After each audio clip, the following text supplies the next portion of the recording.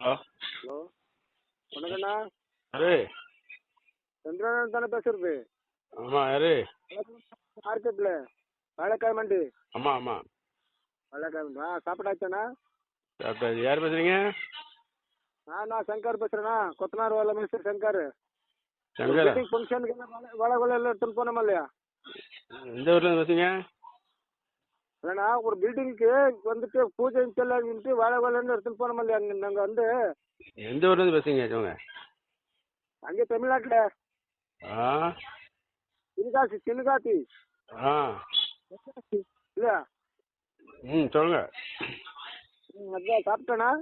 சாப்பிட்டாச்சு, சொல்லுங்க. அது இப்போ எங்கே மண்டியில் இருக்கிறாங்களா இல்லை வெளியே இருக்காங்களா? வெளியே இருக்கணும், சொல்லுங்கண்ணே. நான் ஊருக்கு வந்துட்டேண்ணா. ஊரில் இருக்கிறப்பா. சரி ஊருக்கு வந்தாச்சு. சரி சரி சரி. அதுக்கு தான் நான் கூப்பிட்டேண்ணா. சரிண்ணே சரிண்ணே சரி. மார்க்கெட்டில் யாரும் இருக்காங்க வண்டியில் கடையில்? கடையில் ஆள் இருக்காங்க. சரியா? அதான் நான் ஊரில் இருக்கிறேன். சரி. ಹುಬ್ಳಿಗೆ ಕೇಳ್ಪಟ್ಟಿದ್ದೇನೆ. ಹುಬ್ಳಿ எப்படி? ಹುಬ್ಳಿ தெரியுமா? ಹುಬ್ಳಿ கர்நாடகா. ஆமாம். ಹುಬ್ಳಿ பக்கத்தில் பசாபுரம் சொல்லிட்டு நம்ம கிராமம். ம் இங்கே தான் வேலை நடக்குது. அதுக்கு தான் கூப்பிட்டேண்ணா. சரி சரி. தனியாக இருந்தால் ஒரு நல்ல விஷயம் இருக்கிற பேசுறவங்கக்கிட்ட. ஆ தனியாக இருக்கிறவங்க யாரானு இருக்கா பக்கத்தில்? இது சொல்லுங்க, என்ன விஷயம்? இல்லைண்ணா, நீங்கள் கூட யாரும் சொல்லாதுங்க. ஆ ஹலோ, இங்கே வந்து நம்ம கிராம பஞ்சாயத்து தெரியும் இல்லையா? ம் கிராம பஞ்சாயத்து வந்துட்டு நம்ம வேலைப்பட்டவங்க இடம் கொடுக்கறது இல்லை கவர்மெண்ட் இந்த வீடு கட்டுறதுக்கு. ம் ஒரு மலை பக்கத்திலே வந்து கொடுத்தாரு இடம். சரி. ஒரு 9 ஊர் சாங்ஷன் ஆச்சு. ம் வந்து ஜேசிபியில் வந்துட்டு லெவல் பண்ணிட்டு போயிடுச்சு. சரி சரி. இப்போ காசாக இருக்குல்ல, காசு ஆள் இருக்கிறவங்கள வந்துட்டு ஜேசிபி எடுத்தார் பதில் செய்கிறதுக்கு. ம் காசு இல்லாத ஆளுங்க என்ன பண்ணிட்டாரு, கையில் எடுத்துட்டு போகிறாரு. ம் அவர் வந்துட்டு என்ன பண்ணாரு, கையில் எடுக்கணும். தாத்தா பொண்ணு 3 பேர் வேலை பார்க்கும்போது ம் 3 அடி கீழே வந்து கல் பாறை கடிச்சிருக்கேண்ணா. ம் பாறை ஒரு கடப்பா கல் மாதிரி ம் ம் ஒடிச்சு எடுக்கிறம்போது வந்துட்டு ஒரு மண்ணு குண்டா கடிச்சிருக்கு அவருக்கு.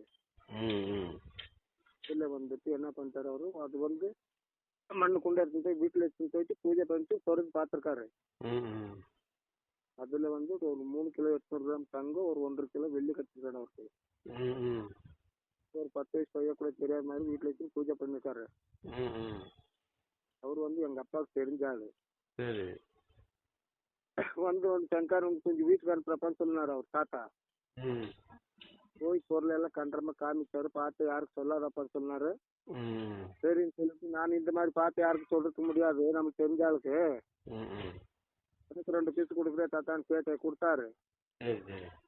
எடுத்துட்டு போயிட்டு நானும் கூட லேப்டாப்ல போட்டு செக் பண்ணேன். ம் தங்கன்னு சொன்னாரு. சரி சரி. அதுக்கு தான் வந்துட்டு நான் என்ன பண்ணேன், தாத்தா பொண்ணுக்கு காதுக்கெல்லாம் பண்ணி கொடுத்தேன்.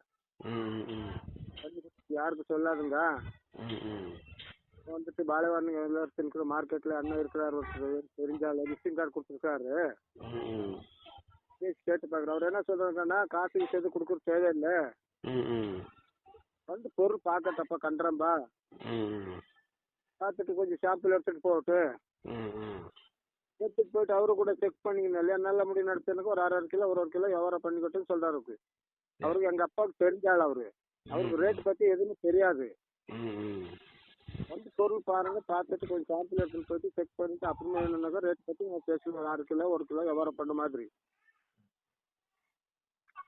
Hello hello hello